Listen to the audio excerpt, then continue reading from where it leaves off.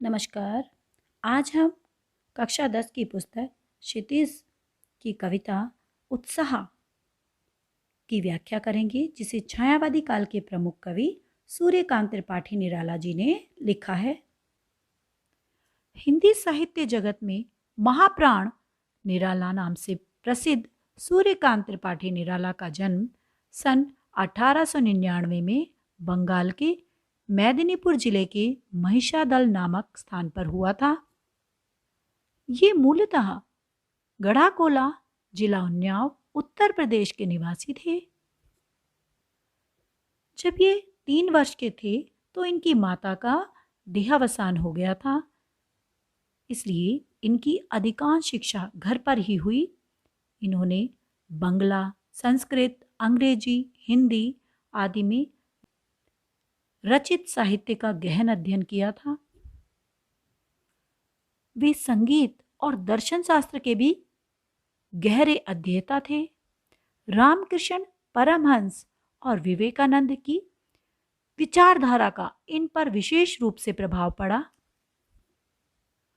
15 अगस्त 1961 ईस्वी में उनका देहावसान हो गया। वे अत्यंत उदार, स्वाभिमानी, अध्ययनशील, प्रकृति प्रेमी तथा त्यागी व्यक्ति थे। इनकी प्रमुख रचनाएं अनामिका, परिमल, गीतिका, कुकुरमुत्ता और नए पत्ते हैं। इन्होंने गद्य और पद्य दोनों विधाओं में लेखन कार्य किया। निराला रचनावली के 8 खंडों में उनका संपूर्ण साहित्य प्रकाशित है। निराला जी छायावादी कविता के आधार स्तंभ माने जाते हैं, लेकिन इनकी कविताओं में छायावाद के अतिरिक्त प्रगतिवाद और प्रयोगवाद की कविता की विशेषताएं भी नजर आती हैं।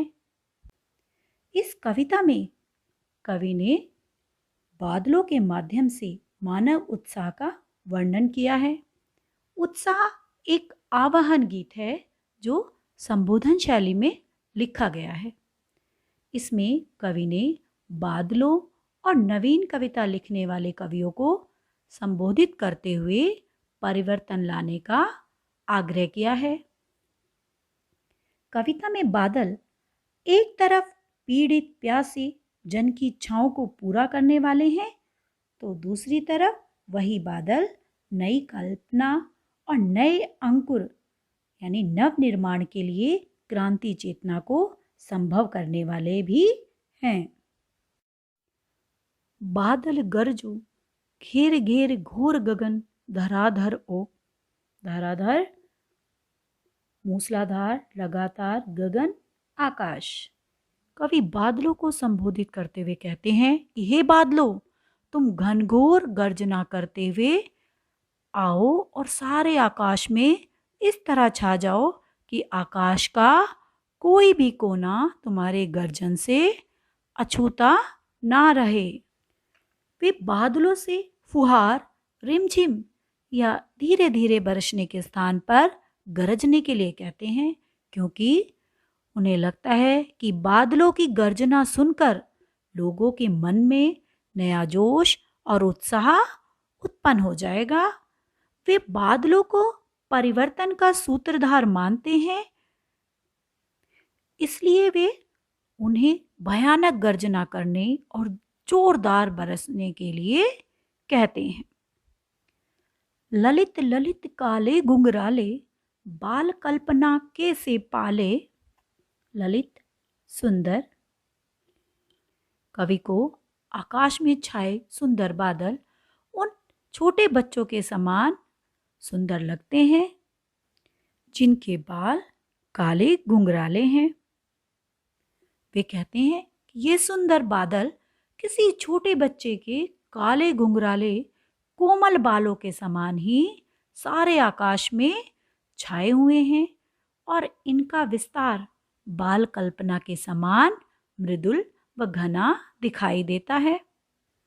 जैसे छोटे बच्चे, अबोध बच्चे मधुर मधुर छोटी छोटी सुंदर सुंदर कल्पनाएं करते हैं और जिनका कोई और छोर नहीं होता, वो पल भर में ही उस कल्पना को साकार रूप दे देते हैं। उसी प्रकार बादल भी उन अबोध बालकों की मधुर कल्पना के समान ही पाले गए हैं। विद्युत छवि उर में कवि नवजीवन वाले व्रज छिपा नूतन कविता।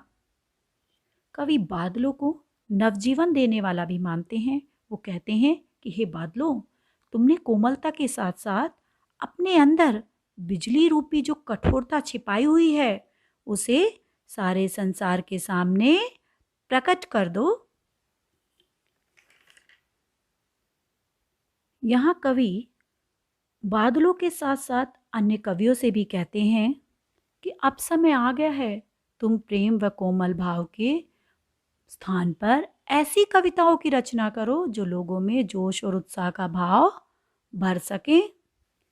जिस प्रकार बादल जल रूपी नया जीवन देता है, वो नव निर्माण का, कि नए नए पौधों के निर्माण का, प्रकृति की सुंदरता का निर्माण करता है, प्रकृति को जीवन दान देता है, उसी प्रकार तुम भी नए समाज की रचना के लिए ऐसी कविताएं लिखो जो लोगों में जोश भर सके और समाज में क्रांति ला सके।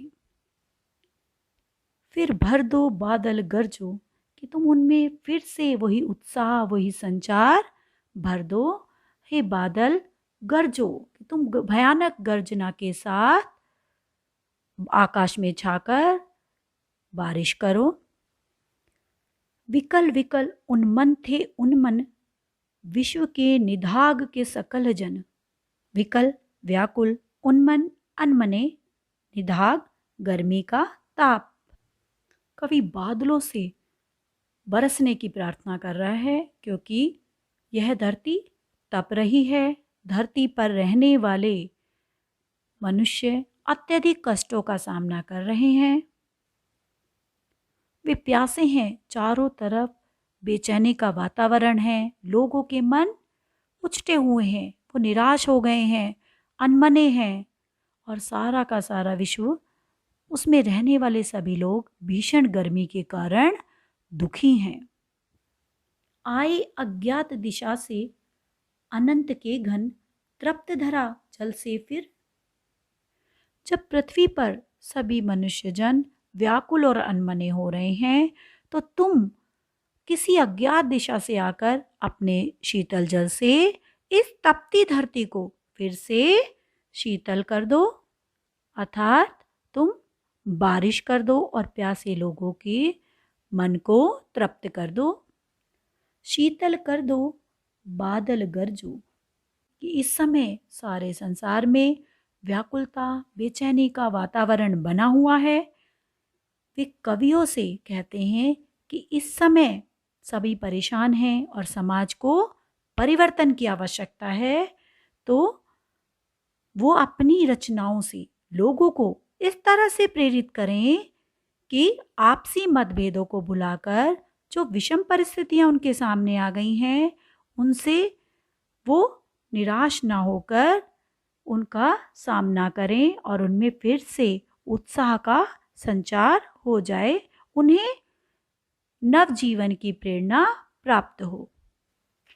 जिस प्रकार बादल कल्याण की और मंगल की वर्षा करते हैं और इस सृष्टि को, इस पृथ्वी को नवजीवन प्रदान करते हैं, यहाँ पर रहने वाले लोगों की पीड़ा को, बेचैनी को दूर करते हैं, उसी प्रकार कवि भी अपने सृजन से, अपनी कविताओं के माध्यम से लोगों में उत्साह का संचार करते हैं। वो उन्हें सामाजिक कुरीतियों का, विषमताओं का सामना करने हेतु प्रेरणा प्रदान करते हैं और एक तरह से उनमें जीवन का, नवजीवन का संचार करते हैं। इसी तरह हमारे चैनल ज्ञानमाला से जुड़े रहने के लिए इसे सब्सक्राइब करना ना भूलें। धन्यवाद।